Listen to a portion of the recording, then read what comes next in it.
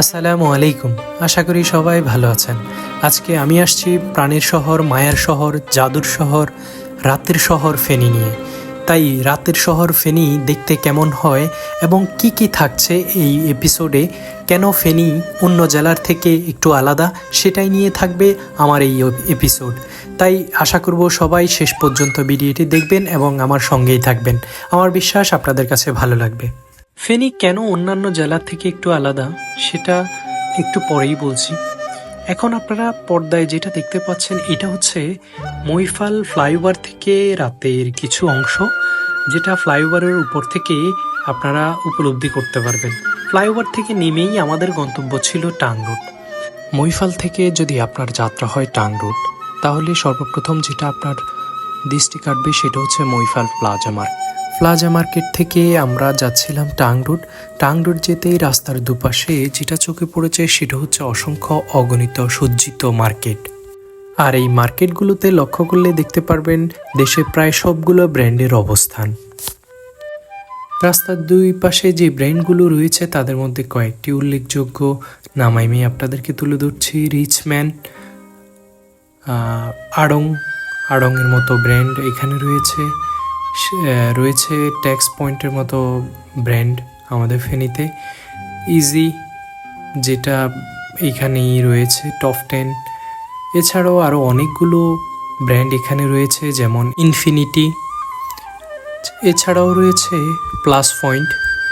আমরা যখন ভিডিওটা ধারণ করছি তখন প্লাস পয়েন্টে 50% ছাড় চলছে। এখনও আমার বিশ্বাস এই অফারটা রয়েছে। আপনারা চাইলেই শীতের জন্য এখান থেকে 50% ছাড়ে শীতের জামা কাপড় ক্রয় করতে পারবেন। প্লাস থেকে ঘোরাঘুরি শেষ করে আমাদের গন্তব্য ছিল যথারীতি টাং রোডের উদ্দেশ্যে। সত্যি বলতে রাতের ফেনী দিনের ফেনীর চেয়ে অনেক বেশি জাঁকজমকপূর্ণ এবং কি অনেক বেশি মনোমুগ্ধকর পরিবেশ রাতে তৈরি হয় ফেনীতে। দেখতে দেখতেই আমরা প্রায় টাং রোডের কাছাকাছি চলে এসেছি, যেটা হচ্ছে ফেনী শহরের কেন্দ্রবিন্দু। সেখানে যাওয়ার আগে যেটা চোখে পড়বে সেটা হচ্ছে বেস্ট ইন, যেটা আপনি যদি ফেনীতে আসেন লিভিংয়ের জন্য এইটা বেস্ট প্লেস। আর বেস্ট ইন থেকে একটু সামনে গেলেই চোখে পড়বে জয়রিয়া মসজিদ, যার সৌন্দর্য এবং কি মাধুর্যতা রাতে অনেক বেশি ফুটে উঠেছে। যেটা আপনারা পর্দায় দেখতে পাচ্ছেন এটাই হচ্ছে জহিরিয়া মসজিদ, যেটা বেস্ট ইনের পাশেই অবস্থিত। জহিরিয়া মসজিদ থেকে একটু সামনে গেলেই চোখে পড়বে হিন্দুদের প্রার্থনাগার মন্দির, যেটা তাকিয়া রোডের পাশেই অবস্থিত। তাকিয়া রোডের কথা বলতে বলতে আমরা চলে এসেছি প্রায় বড় মসজিদের সামনে। এই হচ্ছে বড় মসজিদের রাতের ভিউ, যেটা সত্যি অসাধারণ। সত্যি বলতে এই মসজিদটির কারুকার্য বাহির থেকে অসাধারণ। যিনি এই মসজিদটির বাহিরের কারুকার্যের কাজ করেছেন তিনি অবশ্যই প্রশংসার দাবি রাখেন। আমাদের এই বড় মসজিদের পাশেই আবার রয়েছে একটি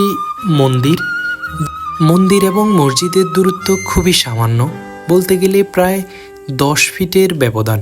কিন্তু এই ব্যবধানেও কখনো মন্দির এবং মসজিদের প্রার্থনায় কারো কোনো ক্ষতি হয়নি। তাই বলতে বাধা নেই আমরা ফেনীর মানুষ কতটা অসাম্প্রদায়িক এবং ভ্রাতৃত্ববোধে বিশ্বাসী। বলতে বলতে আমরা চলে এসেছি ফেনীর টাং রোড সেন্টার পয়েন্ট, যেটাকে বলা হয় খেজুর চত্বর। এটাই হচ্ছে সেই ঐতিহ্যবাহী খেজুর চত্বর।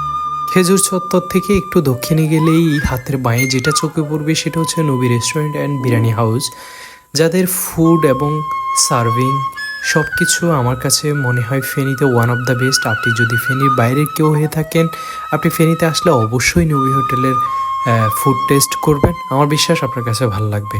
সেখান থেকে আমরা গিয়েছি উৎসব কাবাব হাউস, যেখানে আমরা কিছু ফুড ট্রাই করেছি। এখানকার ফুড গুণগত মান ভালোই মোটামুটি, তবে ওদের সার্ভিসটা আমার কাছে খুব একটা ভালো মনে হয়নি। কিন্তু আপনারা চাইলে ফ্যামিলি নিয়ে ওখানে যেতে পারেন, যেহেতু ওখানে রুফটপ আছে এবং কি বাচ্চাদের জন্য খেলার পরিবেশও আছে। দেখতে দেখতে আমরা চলে আসছি কাছি ডাইনের সামনে। সেখান থেকে আমরা আবারও আসছি 5 স্টার হোটেলের সামনে, যেটা দিঘির কোনায় অবস্থিত। এখানকার ফুডের মানও অনেক ভালো। যাই হোক, এমন অনেকগুলো রেস্টুরেন্ট রয়েছে ফেনীতে, যেমন ফুড গার্ডেনের ভিতরকার পরিবেশ আমার কাছে খুবই ভালো লেগেছে। এদের সেট আপ সত্যি অসাধারণ। আপনি চাইলে এখানে গিয়ে কফি ট্রাই করতে পারেন। সেখান থেকে বের হয়ে আমাদের গন্তব্য ছিল ইসলামিক ভাস্কর্যের সামনে, যেটা এখন পর্দায় দেখতে পাচ্ছেন। এই ইসলামিক ভাস্কর্যটা আসলেই অন্যরকম একটা মাত্রা তৈরি করেছে এই জায়গাটাতে। আপনি ফেনীতে আসলে এই ভাস্কর্যটা অবশ্যই দেখবেন, আমার বিশ্বাস আপনার কাছে অনেক ভালো লাগবে। যাই হোক, সেখান থেকে আমরা চলে আসছি আবারও টাং রোডের কেন্দ্রবিন্দুতে। যদিও আমাদের টাইম স্কোয়ার আমেরিকার মতো না হলেও এখানে আমাদের টাং রোডে এইটা একটা ক্লক রয়েছে, যেটাতে আপনি সর্বক্ষণিক টাইম দেখতে পারবেন। দোয়েল চত্বর ধরে আমরা যদি কলেজ রোডের দিকে যাই, সেখানে অসংখ্য অগণিত ফুলের দোকান, পাশাপাশি মাছের অ্যাকোয়ারিয়াম, এবং কি এখানে আরও রয়েছে ফুচকার দোকান, যেটা আপনি চাইলে এখানে আপনার ফ্রেন্ডকে নিয়ে ফুচকা অফার করতে পারেন। যাই হোক, এই হচ্ছে রাতের ফেনীর মোটামুটি অবস্থা। আমার বিশ্বাস আপনাদের কাছে আমার ভিডিওটা ভাল লেগেছে। যদি ভালো লেগে থাকে এবং আপনি যদি ফেনিয়ান হয়ে থাকেন, ফেনীকে ভালোবেসে থাকেন, অবশ্যই আমার এই ভিডিওটা শেয়ার, লাইক, কমেন্ট করে আমাকে সাপোর্ট করবেন। ইনশাল্লাহ আগামীতে আরও ভালো কিছু উপহার দেওয়ার চেষ্টা করব। ততদিন পর্যন্ত সবাই ভালো থাকবেন, সুস্থ থাকবেন। আসসালামু আলাইকুম।